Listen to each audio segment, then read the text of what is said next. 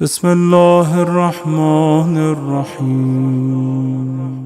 اعوذ باللہ من الشیطان الرجیم، بسم اللہ الرحمن الرحیم۔ یا ایہا الذین آمنوا کتب علیکم الصیام کما کتب علی الذین من قبلکم لعلکم تتقون۔ معزز سامعین و ناظرین، السلام علیکم ورحمۃ اللہ وبرکاتہ۔ ماہ رمضان کا چھٹا روزہ اور اس کی فضیلت۔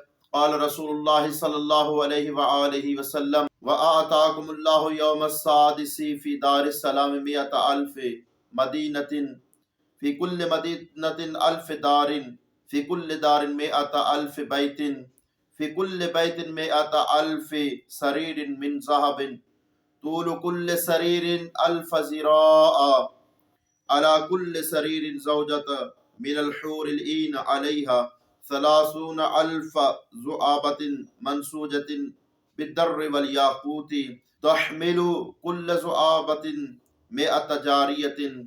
نبی خدا صلی اللہ علیہ وآلہ وسلم ماہ رمضان کے چھٹے روزے کی فضیلت کے بارے میں بیان فرماتے ہیں کہ چھٹے روز اللہ رب العزت بہشت میں تمہیں 1,00,000 شہر عطا کرے گا کہ ہر شہر میں 1,00,000 گھر موجود ہوں گے اور ہر گھر میں 1,00,000 بیڈ پلنگ لگے ہوئے ہوں گے جو سونے کے بنے ہوئے ہوں گے، جن کا طول 70,000 ہاتھ ہوں گے۔ فرمایا ہر بیڈ کے اوپر تمہارے لیے ایک حور بطور زوجہ بیٹھی ہوگی، اور اس حور کی پیشانی پر در اور یاقوت سے بنے ہوئے 30,000 زلفیں موجود ہوں گی کہ جسے ہر ایک زلف کو 100 چھوٹی کنیزوں نے اٹھا رکھا ہوگا۔ خدا بند عالم ہمیں ماہ مبارک میں روزہ رکھنے اور زیادہ سے زیادہ عبادت بجا لانے کی توفیق نصیب فرمائے۔